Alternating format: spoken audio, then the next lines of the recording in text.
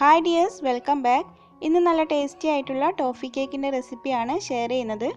അപ്പോൾ നമുക്ക് വീഡിയോയിലേക്ക് പോവാം. ആദ്യം കേക്കിന് വേണ്ടിയിട്ടുള്ള ഡ്രൈ ഇൻഗ്രീഡിയൻസ് ഇവിടെ അരിച്ചു വെച്ചിട്ടുണ്ട്. ഇതൊരു 1/4 കപ്പ് മൈദയും 1/4 ടീസ്പൂൺ ബേക്കിംഗ് പൗഡറും 1/4 ടീസ്പൂൺ ബേക്കിംഗ് സോഡയും ഒരു നുള്ളു ഉപ്പും ചേർത്തിട്ട് ഒരു തവണ അരിച്ചു വെച്ചതാണ്. അതിനുശേഷം കേക്ക് ടിൻ ഇവിടെ റെഡിയാക്കി എടുത്തിട്ടുണ്ട്. ഇതൊരു 7 ഇഞ്ചിൻ്റെ ടിന്നാണ്. അപ്പോൾ ഞാൻ ഈ കേക്ക് ഓവനിലാണ് ബേക്ക് ചെയ്യുന്നത്. അപ്പോൾ ഓവൻ ആദ്യം പ്രീഹീറ്റ് ചെയ്യാൻ വെക്കാം. അപ്പോൾ ഓവൻ്റെ ഫംഗ്ഷനെ കുറിച്ചിട്ടൊരു വീഡിയോ ഇതിന് മുമ്പ് ചെയ്തിട്ടുണ്ട്. അപ്പോൾ ആദ്യം ഫാൻ മോഡ് ഓഫ് ചെയ്തിട്ട് 180 ഡിഗ്രിയിൽ മുകളിലത്തെയും താഴത്തെയും കോയിൽ ചൂടാക്കിയിട്ട് ഒരു 10 മിനിറ്റ് പ്രീഹീറ്റ് ചെയ്യാൻ വെക്കാം. ഇനി ഒരു 3 മുട്ട എടുത്തിട്ടുണ്ട്. അപ്പോൾ മീഡിയം സൈസിലുള്ള മുട്ടയാണ്. അതിലേക്ക് 1 ടീസ്പൂൺ വാനില എസൻസ് ചേർത്തിട്ട് ഇതൊന്ന് ബീറ്റ് ചെയ്യാം.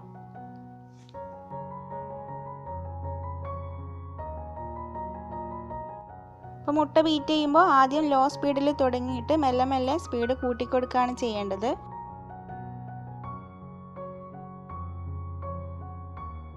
ഇനി മുട്ട ഇതേപോലെ പതഞ്ഞ് വരുമ്പോൾ ഇതിലേക്ക് ഒരു 1/3 കപ്പ് പൊടിക്കാത്ത പഞ്ചസാരയാണ് ചേർത്ത് കൊടുക്കുന്നത്.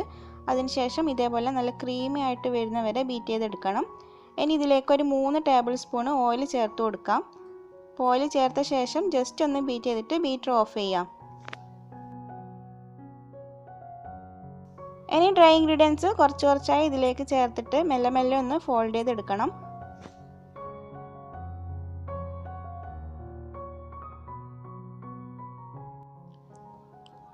അങ്ങനെ എല്ലാം ഇവിടെ മിക്സ് ചെയ്തെടുത്തിട്ടുണ്ട്. ഇനി ഇത് ടിന്നിലേക്ക് ഒഴിച്ച് കൊടുത്തിട്ട് പ്രീഹീറ്റ് ചെയ്ത് വെച്ചിട്ടുള്ള ഓവനിലേക്ക് വെച്ചിട്ട് ഒരു 25 മിനിറ്റ് 180 ഡിഗ്രിയിൽ ബേക്ക് ചെയ്തെടുക്കാം. അപ്പോൾ ഗ്യാസ് സ്റ്റോപ്പിലാണ് ചെയ്യുന്നതെങ്കിൽ പ്രീഹീറ്റ് ചെയ്ത് വെച്ച പാത്രത്തിലേക്ക് വെച്ചിട്ട് ഒരു 30 മിനിറ്റ് ബേക്ക് ചെയ്തെടുക്കാം. അങ്ങനെ കേക്ക് ഇവിടെ ബേക്കായി വന്നിട്ടുണ്ട്. അല്പം ഒന്ന് ചൂട് മാറിക്കഴിഞ്ഞാൽ ടിന്നിൽ നിന്ന് മാറ്റിയിട്ട് ബട്ടർ പേപ്പറൊക്കെ ഒന്ന് റിമൂവ് ചെയ്ത് കൊടുക്കണം. എന്നിട്ട് നന്നായി ചൂട് മാറിയ ശേഷം 3 ലെയറായിട്ട് കട്ട് ചെയ്ത് വെക്കാം. ഇനി മെയിൻ ഇൻഗ്രീഡിയൻ്റ് ആയ ടോഫി ഇവിടെ തയ്യാറാക്കി എടുത്തിട്ടുണ്ട്. അപ്പോൾ ഇത് ഉണ്ടാക്കുന്നത് എങ്ങനെയാണെന്ന് അധികം പേർക്കും അറിയുന്നതായിരിക്കും. എന്നാലും അറിയാത്തവരുണ്ടെങ്കിൽ മിൽക്ക് മെയ്ഡിൻ്റെ ടിന്ന് ഓപ്പൺ ആക്കാതെ നമ്മൾ കുക്കറിലേക്ക് വെച്ച് കൊടുക്കുക. എന്നിട്ട് ഈ ടിന്ന് മുങ്ങുന്നിടത്തോളം വെള്ളം ഒഴിച്ചിട്ട് ഹൈ ഫ്ലെയിമിൽ വെച്ചിട്ട് ഒരു വിസിൽ വരുത്തുക. അതിനുശേഷം സിമ്മിലേക്ക് മാറ്റിയിട്ട് ഒരു 20 മിനിറ്റ് കുക്ക് ചെയ്തെടുക്കാം.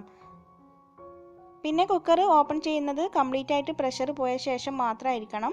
എന്നിട്ട് ഈ ടിന്ന് പുറത്തെടുത്ത് വെച്ചിട്ട് നന്നായി ചൂട് മാറിയ ശേഷം ഫ്രിഡ്ജിൽ വെച്ചൊന്ന് തണുപ്പിച്ചെടുത്തതാണിത്. അപ്പോൾ ടോഫി ഉണ്ടാക്കുന്നതിൻ്റെ വീഡിയോ ഇതിന് മുന്നേ ഒരു എഗ്ലെസ് ടോഫി കേക്കിൻ്റെ റെസിപ്പിയിൽ കാണിക്കുന്നുണ്ട്. അപ്പോൾ ഞാനിവിടെ മിഠായി മേറ്റിൻ്റെ 400 ഗ്രാമിൻ്റെ മിൽക്ക് മെയ്ഡാണ് എടുത്തിട്ടുള്ളത്. അപ്പോൾ അതിൽ നിന്ന് ഒരു 150 ഗ്രാം എടുത്തിട്ട് ഇതേപോലെ ഒന്ന് ബീറ്റ് ചെയ്ത് വെക്കാം. ഇത് നമുക്ക് ക്രീമിലേക്ക് ചേർക്കാനുള്ളതാണ്. അതിനുശേഷം ഒരു 1/4 കപ്പ് വിപ്പിംഗ് ക്രീം എടുത്തിട്ടുണ്ട്. ഇതൊന്ന് ബീറ്റ് ചെയ്തെടുക്കാം.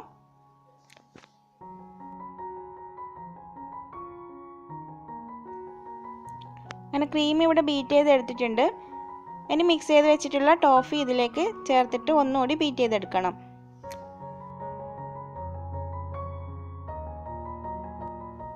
അങ്ങനെ ടോഫി ക്രീം ഇവിടെ റെഡിയാക്കി എടുത്തിട്ടുണ്ട്.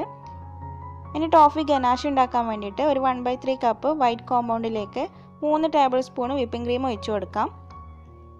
അതേപോലെ ഒരു 50 ഗ്രാം ടോഫിയും കൂടി ചേർത്ത് കൊടുക്കാം. അപ്പോൾ ഞാനിവിടെ 400 ഗ്രാമിൻ്റെ മിൽക്ക് മെയ്ഡാണ് ടോഫിയാക്കി എടുത്തിട്ടുള്ളത്. നിങ്ങൾ എടുക്കുമ്പോൾ ഒരു 200 ഗ്രാം എടുത്താൽ മതി. എന്നിട്ട് ഇത് ഡബിൾ ബോയിൽ ചെയ്തിട്ട് മെൽറ്റ് ചെയ്തെടുത്തിട്ടുണ്ട്. അതിന് ശേഷം ഒന്ന് അരിച്ചും കൂടി വെക്കണം. ഇനി ഫ്രോസ്റ്റിംഗ് ചെയ്യാൻ തുടങ്ങാം. ആദ്യം കേക്ക് ബോർഡിൽ അല്പം ക്രീം ആക്കിയിട്ട് ഫസ്റ്റ് ലെയർ കേക്ക് വെച്ച് കൊടുക്കുക. ഇത് ഷുഗർ സിറപ്പ് വെച്ചിട്ട് നന്നായി വെറ്റ് ചെയ്ത ശേഷം നമ്മൾ തയ്യാറാക്കിയിട്ടുള്ള ടോഫി ക്രീം വെച്ചിട്ട് ഒന്ന് സ്പ്രെഡ് ചെയ്ത് കൊടുക്കാം. അപ്പോൾ ഈ ഒരു കേക്ക് തന്നെ ചോക്ലേറ്റ് സ്പോഞ്ചിലും ചെയ്തെടുക്കാം.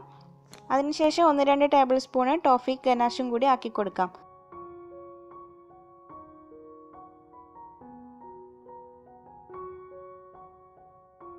പിന്നെ ഒരു 25 ഗ്രാം അണ്ടിപ്പരിപ്പ് ഒന്ന് വറുത്തെടുത്തതാണിത്. അപ്പോൾ ഇതിന് പകരം നിങ്ങൾക്ക് ബദാം ഉണ്ടെങ്കിൽ അത് ചേർത്ത് കൊടുക്കാം. അത് കുറച്ചായിട്ട് ഇതിലേക്ക് ചേർത്ത് കൊടുക്കുന്നുണ്ട്. അപ്പോൾ നട്ട്സിൻ്റെ അളവൊക്കെ നിങ്ങൾക്ക് വേണമെങ്കിൽ കൂട്ടിക്കൊടുക്കാം. അങ്ങനെ ഓരോ ലെയറും ഇതേപോലെ തന്നെ ചെയ്തെടുക്കാം.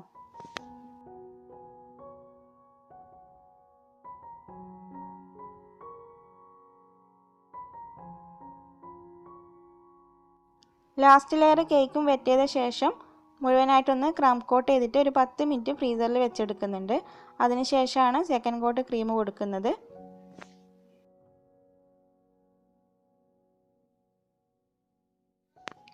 ഇനി കേക്ക് നന്നായിട്ടൊന്ന് ഫിനിഷ് ചെയ്തെടുക്കാം. അതിനുശേഷം ഒരു അരമണിക്കൂറെങ്കിലും ഫ്രിഡ്ജിൽ വെച്ച് നന്നായി തണുപ്പിച്ചെടുക്കണം.